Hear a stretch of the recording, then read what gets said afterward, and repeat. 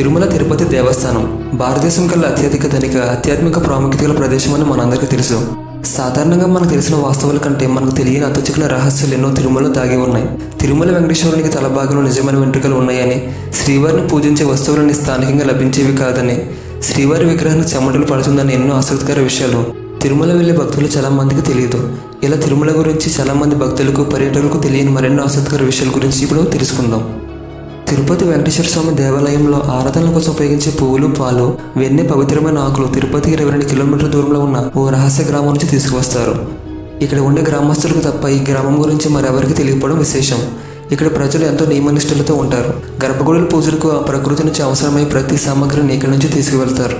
తిరుమల గర్భగుడిలో శ్రీవారి విగ్రహం భక్తులకు గర్భగుడి మధ్యలో ఉన్నట్లు కనిపిస్తుంది. అయితే నిజానికి శ్రీవారి విగ్రహం గర్భగుడి మధ్యలో ఉండదు. గర్భగుడికి కుడివైపు మూలలా శ్రీవారి విగ్రహం ఉంటుంది.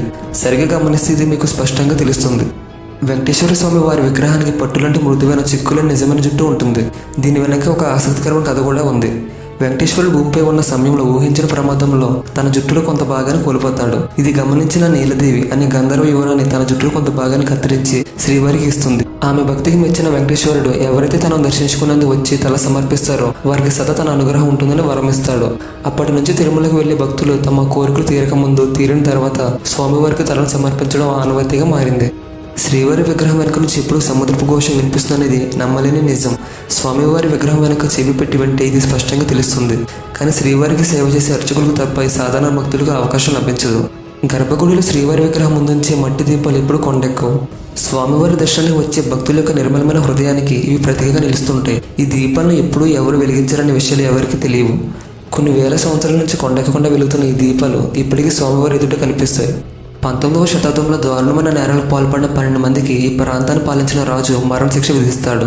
వారిని చనిపోయే వరకు ఉరి తీయాలని ఆదేశిస్తాడు.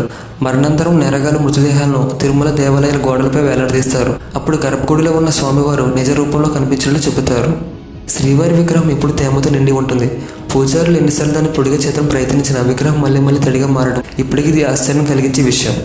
తిరుమల వెంకటేశ్వరుడు నిత్యం అనేక పూలతో పూజిస్తుంటారు. వాటిని పూజారులు గర్భగుడిలో స్వామివారి విగ్రహం వెనుక ఉన్న జలపాతంలోకి వెనక్కి చూడకుండా వేస్తారు. ఆశ్చర్యకరంగా ఆ పూలు తిరుపతికి 20 కిలోమీటర్ల దూరంలో ఉన్న వేరుపేడు అంటే శ్రీకాళహస్తికి వెళ్లే దారిలో కనిపిస్తాయి. పచ్చకర్పూరం ఏదైనా రాతికి పోస్తే ఆ రాయి అతి కొద్ది కాలంలోనే పగులుకు గురవుతుందనేది నిరూపితమైన నిజం. కానీ శ్రీవారి విగ్రహానికి నిత్యం పచ్చకర్పూరం రాస్తున్నా ఏమాత్రం చెక్కు చెదరకపోవడం ఆశ్చర్యకరం. దీన్ని బట్టి శ్రీవారి విగ్రహం భూమిపై ఎక్కడ లేని అరుదైన రాతితో ఏర్పడినట్లు భావిస్తారు.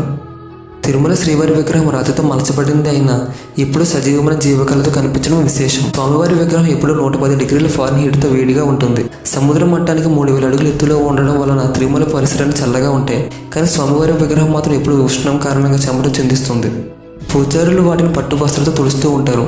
పవిత్ర స్నానం సమయంలో శ్రీవారి ఆభరణాలు తీసినప్పుడు పూజారులు ఈ వీడియోని అనుభూతి చెందుతారు.